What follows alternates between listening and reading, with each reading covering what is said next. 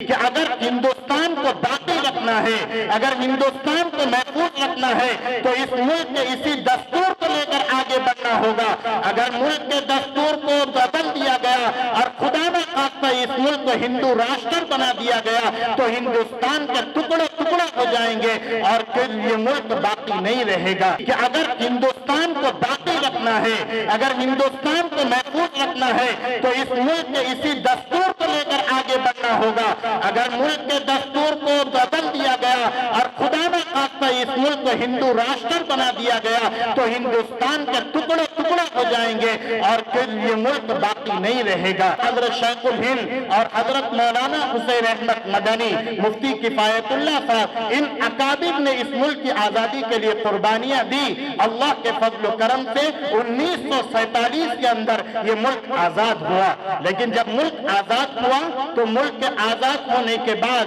بدقسمتی سے ہندوستان تقسیم ہو گیا، پاکستان الگ بن گیا، بنگلہ دیش الگ بنا دیا گیا، تو ہندوستان کے اندر فرقہ پرست لوگ آج سے نہیں پہلے سے موجود تھے۔ اس وقت وہ لوگ آگے آئے اور آگے آنے کے بعد انہوں نے یہ نعرہ دیا کہ دیکھو، جب مسلمانوں نے مذہب کی بنیاد پر اپنا ملک الگ پاکستان بنگلہ دیش بنا لیا ہے تو ہم اس ملک ہندوستان کو ہندو راشٹر بنانا چاہتے ہیں۔ اس ملک کا قانون سیکولر قانون نہیں رہے گا، جمہوری قانون نہیں رہے گا۔ اس وقت جمعیت علماء ہند کے اکابر پکڑ کر بیٹھ گئے اور انہوں نے یہ کہا کہ دیکھو، اس ملک کی آزادی کے لیے جتنی قربانیاں ہماری ہیں تمہاری قربانیاں نہیں ہیں، اور تم نے یہ وعدہ کیا تھا کہ جب ملک آزاد ہوگا تو ملک کا دستور سیکولر دستور بنے گا، ملک کا دستور جمہوری دستور بنے گا۔ آج تم اپنے وعدے سے مکر رہے ہو۔ دیکھو، اگر اس ملک کا قانون سیکولر قانون نہیں بنا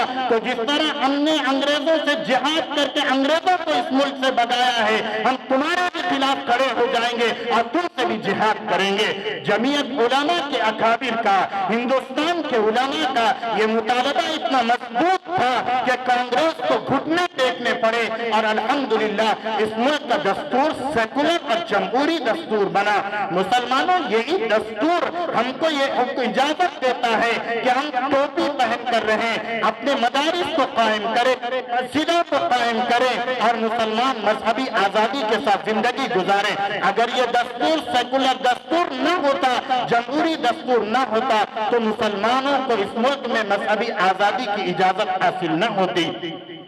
تو یہ دستور ہمارے لیے ایک نئی زندگی ہے میرے دوستو، مگر افسوس کہ جس طرح ہمارے اکابر نے انگریزوں سے لڑ کر اور اس وقت کے فرقہ پرستوں سے لڑ کر اس ملک کا دستور سیکولر دستور بنایا تھا، اس ملک کا سنویدھان سیکولر تھا، آج افسوس اسی ملک کے دستور کے سنویدھان کو، آرٹیکل کو بدلنے کی ناپاک کوشش کی جا رہی ہے۔ کبھی سی اے کو لا کر، کبھی این آر سی کو لا کر، کبھی طلاق کے مسئلے کو لے کر مسلمانوں کی مذہبی آزادی پر کیچڑ اچھالنے کی ناپاک کوشش کی جا رہی ہے۔ ایسے نازک وقت میں ملک کے ہر شہری کی، ملک کے ہر ناگرک کی، ملک کے ہر ماننے والوں کی اور ملک سے محبت کرنے والے کی یہ ذمہ داری ہے کہ وہ اس ملک کے دستور کی حفاظت کے لیے آگے آئیں، اور اگر کوئی اس ملک کے دستور کو بدلنا چاہتا ہے تو آپ اس سے مقابلہ کریں اور ملک کے دستور کی حفاظت کریں۔ بھیم راؤ امبیڈکر نے جب کتاب لکھی تھی دی پارٹیشن آف انڈیا اور پاکستان، انہوں نے اپنی اس کتاب میں صراحت کے ساتھ یہ بات کہی تھی کہ اگر ہندوستان کو باقی رکھنا ہے، اگر ہندوستان کو محفوظ رکھنا ہے تو اس ملک کے اسی دستور کو لے کر آگے بڑھنا ہوگا۔ اگر ملک کے دستور کو بدل دیا گیا اور خدا نہ خواستہ اس ملک کو ہندو راشٹر بنا دیا گیا تو ہندوستان کے ٹکڑے ٹکڑے ہو جائیں گے اور پھر یہ ملک باقی نہیں رہے گا۔ میرے دوستو، یہ اس ملک کی تاریخ ہے اور اتنی قربانیوں کے نتیجے میں اس ملک کا قانون یہ بنایا گیا، لیکن آج افسوس فرقہ پرست طاقتیں ہندو اور مسلمانوں کے درمیان نفرتوں کو پیدا کر کے اور پھر اس ملک کے قانون پر کیچڑ اچھالنے کی ناپاک کوشش کر رہے ہیں، ایسے وقت میں جمعیت علماء کے صدر محترم حضرت مولانا سید ارشد مدنی دامت برکاتہم نے پوری امت کو یہ پیغام دیا کہ دیکھو یہ نفرت کے بیچ کو نہ چاہتے ہیں، تم پیار و محبت کو آگے بڑھاؤ، پیار و محبت کے دیوں کو جلاؤ، نفرت کی آگ کو بجھاؤ، اور جب ہندو اور مسلمانوں کے درمیان اتحاد باقی رہے گا تو پھر یہ اپنے اس منصوبے میں کامیاب نہیں ہوں گے۔ اور یہی رسول اللہ صلی اللہ علیہ وسلم کی تعلیم تھی۔ آپ ہندوستان کے اندر رہتے ہیں، آپ مختلف مذاہب کے ماننے والوں کے ملک میں رہتے ہیں، آپ کی یہ ذمہ داری بنتی ہے کہ آپ اپنے پڑوسیوں کا خیال رکھیں۔ آپ کا پڑوسی اگر ہندو ہے، سکھ ہے، عیسائی ہے، اگر اس کے اوپر کوئی مصیبت اور تکلیف آتی ہے تو آپ کی یہ ذمہ داری بنتی ہے کہ آپ اس کے دکھ سکھ میں شریک ہو۔ رسول اللہ صلی اللہ علیہ وسلم کی پوری زندگی اسی طرح تھی۔ آپ خدمت خلق کرتے تھے، سوشل ورک کرتے تھے اور امت کی خدمت کیا کرتے تھے، اور یہی اس نے اخلاق لوگوں کو اسلام کے دامن کے اندر کھینچ کر لے آتا تھا۔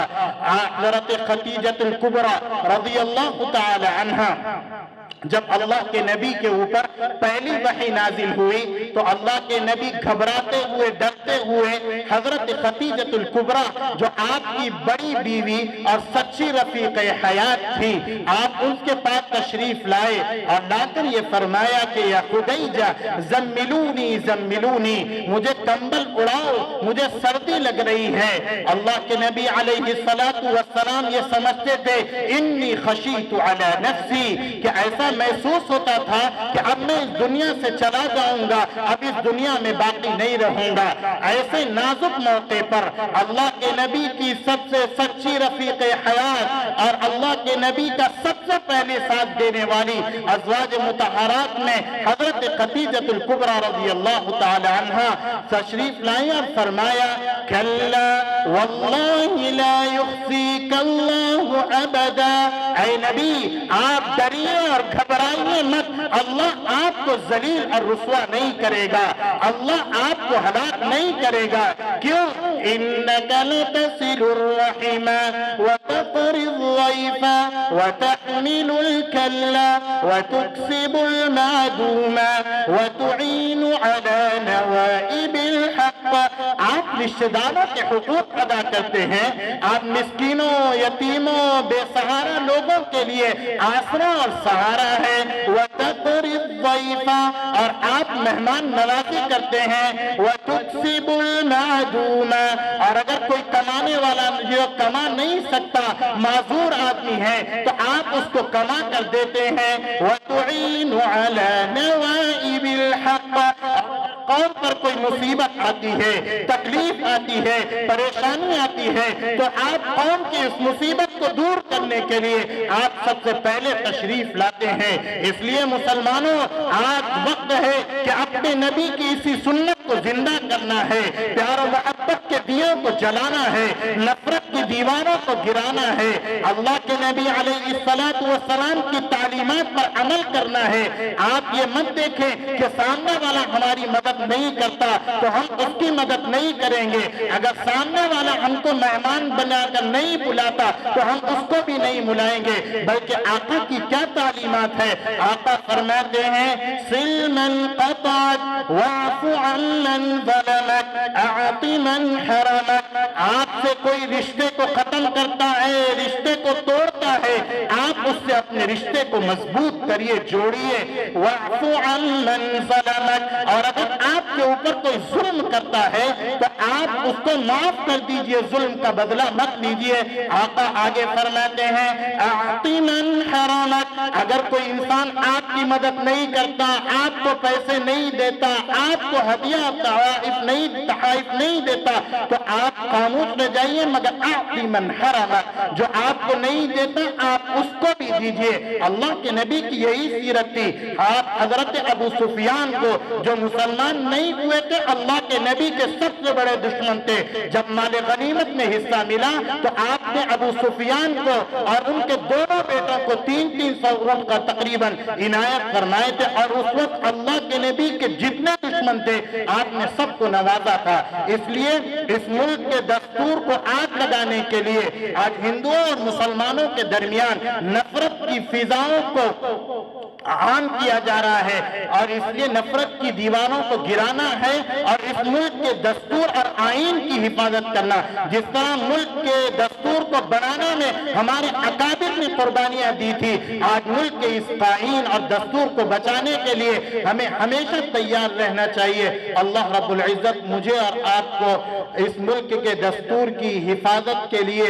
جتنی کوششیں ہو سکتی ہیں ان پر عمل کرنے کی توفیق عطا فرمائیں، اور ہمارے اکابر نے جنہوں نے اس ملک کی آزادی کے لیے نذرانہ پیش کیا تھا، اللہ ان کی قبروں کو نور سے منور فرمائے اور ان سب کو اجر جزیل عطا فرمائے۔ آخر میں اپنے مہمانان کرام کا خصوصاً